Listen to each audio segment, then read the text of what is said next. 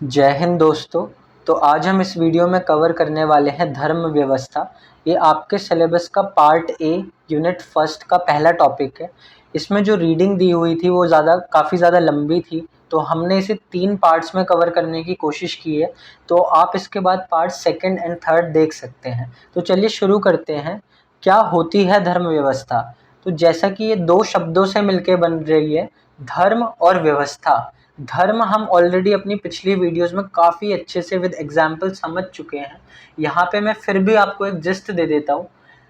तो जो हमारे 4 ह्यूमन गोल्स निकल के आए, जिन्हें हमने पुरुषार्थ कहा, धर्म, अर्थ, काम और मोक्ष, जो हमें वेदों ने बताए, उसमें से धर्म जो है काफ़ी इम्पोर्टेंट और फाउंडेशनल रोल प्ले करता है अर्थ और काम के लिए।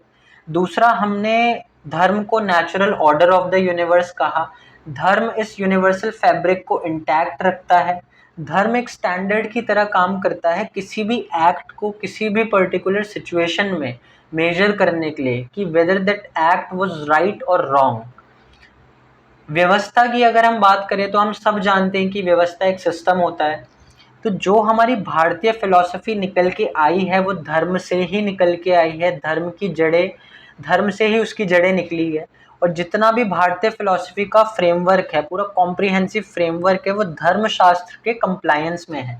धर्मशास्त्र हम ऑलरेडी समझ चुके हैं कि जो वेद को जब कोडिफाई किया गया, वेद की नॉलेज को ह्यूमंस के द्वारा फॉर सोसाइटी के अपलिफ्टमेंट के लिए, एक बेहतर समाज के लिए, उसे हमने धर्मशास्त्र यानी स्मृति कहा। तो अगर मैं आपको इसे एक साधारण एग्जाम्पल से समझाना चाहूँ, तो जैसे बीज होता है, सीड, आप उसे धर्म समझ सकते हैं।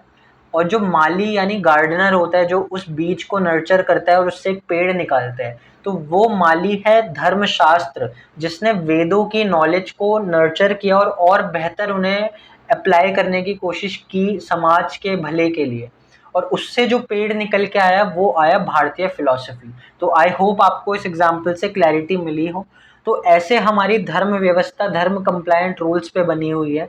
तो ये हमें बताती है 3 चीज़ें: आचार यानी रूल्स ऑफ डेली रूटीन, व्यवहार लीगल प्रोसीडिंग्स की भी ये व्यवस्था बात करती है, और प्रायश्चित जिसे हम पेनेंस कहते हैं। तो इन 3 चीज़ों से मिलके हमारी व्यवस्था बनती है। आइए देखते हैं कैसे ये फंक्शन करती है। तो पहले तो हमारे मन में एक ये सवाल आना चाहिए कि अगर हमारी जो ये भारतीय फिलॉसफी थी, धर्म बेस्ड लीगल सिस्टम, ये इतना ही अच्छा और इतना ही प्रॉस्पर ये कर रहा था, तो ये अचानक से गायब कहाँ हो गया और आज ये एग्जिस्टेंस में क्यों नहीं है? तो जैसा कि हम सब जानते हैं, हमारे यहाँ सालों से इन्वेजन होता रहा है। उन इन्वेडर्स ने इसमें काफ़ी चेंजेस किए, मॉडिफिकेशन किए, और फाइनली ये जो है लेजिस्लेटिव इनेक्टमेंट से रिप्लेस कर दिए गए। तो हमारे धर्मशास्त्र जो है वो लेजिस्लेटिव इनेक्टमेंट से बदल दिए गए। हमारे जो डिवाइन लॉ में जो हमारा मानना था वो मैन मेड लॉ से बदल दिया गया। और एक हमारे यहाँ मिसकंसेप्शन डाल दिया गया कि धर्म और रिलीजन सेम है, बल्कि इन दोनों में ज़मीन आसमान का फ़र्क है। ये हम ऑलरेडी समझ चुके हैं और आगे भी जजमेंट्स के थ्रू समझने की कोशिश करेंगे। तो जो हमारा कॉन्स्टिट्यूशन में रूल ऑफ लॉ आजकल चल रहा है, ये वेस्टर्न मॉडल को हम फॉलो कर रहे हैं। और जो हमारा इंडिजिनस प्रिंसिपल था, खुद का बनाया हुआ एक सिस्टम था, एंशिएंट विजडम हमारी थी, रूल ऑफ धर्म, वो हमने एडवर्ड कोक और डाइसी के रूल ऑफ लॉ जैसे कंसेप्ट से बदल दिया है। तो हमारा जो रूल ऑफ धर्म का ओरिजिन हुआ वो कहाँ से हुआ, जिसे हम अर्ली फॉर्म ऑफ रूल भी कहते हैं। तो आइए चलिए देखते हैं। तो रूल ऑफ लॉ जो हम आज फॉलो करते हैं वो सब जानते हैं कि ग्रीक और वेस्टर्न मॉडल की देन है। रूल ऑफ धर्म हमारा इन कॉन्ट्रास्ट निकल के आता है बृहद अर्णक के उपनिषद से। तो उपनिषद का मतलब होता है कि sitting before Guru for knowledge, या खुद के बारे में एब्सोल्यूट नॉलेज होना। ये 2 इसके मीनिंग होते हैं। तो अगर आप देखेंगे तो उपनिषद जो है आपको क्वेश्चन आंसर फॉर्मेट में ज़्यादातर देखने को मिलते हैं। अगर मैं रूल ऑफ धर्म की बात करूं तो ये आपको डिफरेंट स्मृति में, जैसे मनुस्मृति या फिर कौटिल्य के अर्थशास्त्र, राजतरंगिणी और महाभारत रामायण में आपको रूल ऑफ धर्म के काफ़ी सारे एग्जाम्पल्स देखने को मिलते हैं, जिसे हम आगे भी डिस्कस करेंगे आने वाली वीडियोज़ में। अगर मैं आपको स्मृति को और बेहतर समझाना चाहूँ तो आप इसे एक एग्जाम्पल से समझिए कि जैसे बेयर एक्ट आप सब ने पढ़ा होगा, उसमें कमेंट्रीज आपको देखने को मिलती है। वो कमेंट्रीज क्या करता है, जो पार्लियामेंट का ओरिजिनल टेक्स्ट होता है उसे और अच्छे से और बेहतर अंडरस्टैंडिंग के लिए पब्लिशर द्वारा डाला जाता है, ताकि एक हमें अच्छी अंडरस्टैंडिंग उस बेयर टेक्स्ट की मिले। तो वैसे ही जो वेद हमारे थे वो ओरिजिनल नॉलेज है, और उस नॉलेज को और अच्छे से समझाने के लिए और समाज को और बेहतर बनाने के लिए स्मृतियाँ लिखी गई। स्मृतियों ने मतलब स्मृति के द्वारा उस नॉलेज को कोडिफाई किया गया और इस समाज को बेहतर बनाने के लिए गवर्नेंस मॉडल तैयार किया गया।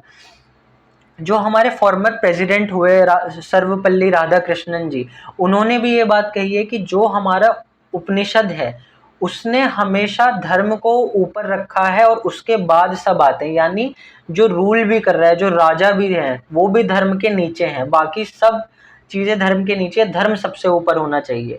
बट वेस्टर्न मॉडल में हमें देखने को मिलता है, जैसे ऑस्टिन की हम बात करें तो ऑस्टिन ने सोवरेन को हमेशा सुप्रीमेसी में रखा है, बाकी सब उसके नीचे। तो आप जब भी देखते होंगे किसी भी एक इंसान को आप सुप्रीम अथॉरिटी में रखेंगे ना, तो उससे आपका हमेशा पावर का अब्यूज़ ही आपको देखने को मिलेगा। बहुत ज़्यादा चांसेस है कि वो पावर का अब्यूज़ करेगा। बट जब आप एक नेचुरल ऑर्डर को ही आप सबसे सुप्रीम रख रहे हो और बाकी इंसान उसके नीचे आते हैं, तो वहाँ पे मुझे नहीं लगता है कि कुछ पावर का अब्यूज़ का स्कोप इतना ज़्यादा होगा। तो अब हम बेसिक अंडरस्टैंडिंग ऑफ धर्म जान लेते हैं। हम ऑलरेडी पिछली वीडियोज़ में समझ चुके हैं धर्म क्या होता है। धर्म आपका ध्री वर्ड से निकल के आता है, संस्कृत वर्ड है ध्री। इसका मतलब होता है to nourish, to uphold, to sustain and protect. आप ये एक बार खुद अच्छे से पढ़ लीजिएगा। मैक्स मुलर धर्म के बारे में कहते हैं। मैक्स मुलर जर्मनी के फिलॉजिस्ट और ओरिएंटलॉजिस्ट रहे, जिन्होंने ऋग्वेद को ट्रांसलेट किया। इन्होंने काफ़ी सारे और भी रिलीजियस टेक्स्ट में वर्क किया है। तो ये कहते थे उस टाइम पे लोग धर्म को खुद के लिए गाइडिंग प्रिंसिपल की तरह मानते थे और खुद का कंडक्ट गवर्न करते थे। मतलब धर्म आपका एक सेल्फ रेगुलेशन का सिस्टम हुआ करता था, ऐसे मैक्स मुलर ने बताया है धर्म को लेके। धर्म जो है रिलीजन से डिफरेंट है, ये इस जजमेंट के थ्रू हम समझते हैं कि Shri A S Narayan versus state of Andhra Pradesh में जस्टिस के रामास्वामी कहते हैं कि जो हमारा कॉन्स्टिट्यूशन है ना, वो धर्म के प्रिंसिपल्स को सेफगार्ड करता है। तो ये धर्म को लेके कहते हैं कि धर्म वो आपकी गुड कॉन्शियसनेस है, जैसे हमने डॉक्ट्रिन ऑफ गुड कॉन्शियंस भी समझा है। जहाँ पे लॉ काम नहीं आता है वहाँ पे डॉक्ट्रिन ऑफ गुड कॉन्शियंस काम आती है। तो वही गुड कॉन्शियसनेस आपकी, जहाँ पे आप डिलिब्रेटली खुद की हैप्पीनेस और दूसरों के हैप्पीनेस और अपलिफ्टमेंट के बारे में सोचे, वही असली धर्म है। और कॉन्स्टिट्यूशन ऐसे ही सारे प्रिंसिपल्स को प्रोटेक्ट करता है। बट अगर हम रिलीजन की बात करें तो रिलीजन जो है चेंजिंग इन नेचर है। जो भी हमारा कल्चर है वो बदलता रहता है, रिलीजन उसमें कंट्रीब्यूट करता है। धर्म आपका एक इटर्नल कंसेप्ट है। धर्म आपको स्पिरिचुअलिटी से कनेक्ट करता है। रिलीजन में आप चीज़ों को बाहर ढूंढते हैं, पर धर्म में सारी चीज़ें जो आपके अंदर है आप उसे एक्सप्लोर करते हैं। तो ये हमने इस जजमेंट के थ्रू समझा। जैसा कि मैंने आपको पहले भी बताया था कि धर्म डिफरेंट कंटेक्स्ट में यूज़ होता है। जैसे सेलमेंट की लॉ ऑफ टॉर्ट्स की थ्योरी थी, उसने न्यूसेंस को, डिफेमेशन को, ट्रेसपास को, अलग अलग एक्ट्स को टॉर्ट बताया धीरे धीरे। वैसे ही धर्म भी डिफरेंट कंटेक्स्ट में यूज़ होता है। तो धर्म एज अ राइटियसनेस, मतलब जो सही है वो धर्म है। यानी ये फाउंडेशन की तरह प्ले करता है, एक रोल प्ले करता है कि अगर आप सही का साथ हमेशा देंगे तो उससे ह्यूमैनिटी हमेशा ज़िंदा रहेगी। एक सोसाइटी और यूनिवर्स बैलेंस्ड अप्रोच लेके चलेगी और चीज़ें प्रॉस्पर करेंगी। तो अगर मैं आपको एक इसका एग्जांपल देना चाहूँ, आपने एक विसल ब्लोअर का कंसेप्ट सुना होगा जो सबकी पोल खोल देता है। ऐसे ही कितने सारे पुलिस ऑफिसर्स की एक लॉबी होती है जो साथ में आती है और कुछ अनएथिकल प्रैक्टिसेस या करप्शन या बुरे काम करती है। बट उनके बीच भी कई सारे ऐसे ईमानदार पुलिस ऑफिसर्स होते हैं जिन्हें लगता है कि ये सही नहीं है और वो सही के साथ खड़े होते हैं और वो उन चीज़ों का साथ नहीं देते हैं। उन्हें पता रहता है कि क्या लार्जर इंटरेस्ट में अच्छा है, वो उसके साथ खड़े रहते हैं। तो वो राइटियसनेस है। जैसे आप मलाला यूसुफजई का एग्जांपल लीजिए, उन्होंने पाकिस्तान में तालिबान के खिलाफ एजुकेशन को इतना एडवोकेट किया, इतना उन्होंने जो है वुमेन की एजुकेशन के लिए आवाज़ उठाई और उन्हें यहाँ तक कि गोली भी मार दी गई। बट उन्हें पता था क्या सही है, वो राइटियसनेस के साथ खड़ी रही, तो उन्होंने अपनी जान की बाजी लगा दी और एजुकेशन का एकदम उन्होंने पूरा साथ दिया कि वुमेन्स को भी एजुकेशन मिलनी चाहिए। तो ऐसे आप राइटियसनेस को समझ सकते हैं। उसके बाद अगर हम धर्म एज अ जस्टिस की बात करें तो यहाँ पे धर्म आपका प्रायश्चित और दंड दोनों ही चीज़ों की बात करता है। प्रायश्चित जो है आपका होता है कि आप सेल्फ करेक्शन वहाँ पे करते हो, और जो आपका दंड होता है वहाँ पे आप एक्सटर्नली आपको एक फोर्स किया जाता है जहाँ पे, जिसकी वजह से लॉ और ऑर्डर मेंटेन होता है। तो ये दो मॉडल यहाँ पे निकल के आए। जैसे हम देखते हैं कि हमारी डिफरेंट पनिशमेंट थ्योरीज भी है, रिफॉर्मेटिव, डिटरेंट, तो ये सब इसी का पार्ट है। जैसे हम देखते हैं जुवेनाइल को कभी भी हम सजा नहीं देते हैं, पहले उसे सुधरने का मौका देते हैं। तो इस तरीके से किया जाता है। और कभी भी दंड जो है धर्म के बेसिस पे, धर्म के रूल में, कभी भी बदले की भावना से नहीं, बल्कि एक सोसाइटी को प्रोटेक्ट करने के लिए, एक बेहतर गवर्नेंस के लिए हमेशा दंड दिया जाता था कि सोसाइटी में सब चीज़ें अच्छी चले, सब सिक्योर महसूस करें।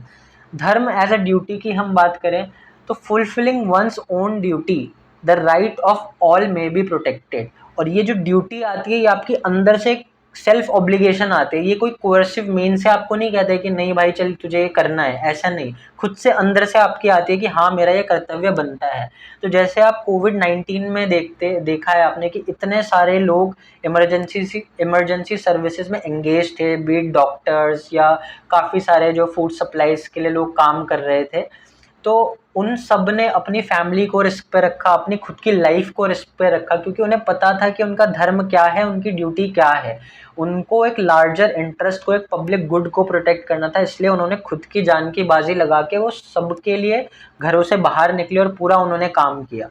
तो ये धर्म एज अ ड्यूटी हम समझ सकते हैं। उसके बाद धर्म एज अ नेचुरल और कॉस्मिक ऑर्डर, जो कि आपको पता है नेचर हमें हमेशा बैलेंस करना सिखाता है, दोनों ही एक्सट्रीम्स खराब है। और ये हमें लॉर्ड बुद्धा बहुत ही अच्छे से समझाते हैं कि उन्होंने अपनी रॉयल लाइफ को एकदम त्याग दिया और उन्होंने हमें एक मॉडरेशन का पाथ दिखाया। वो कहते थे कि दोनों ही एक्सट्रीम्स एकदम गलत हैं।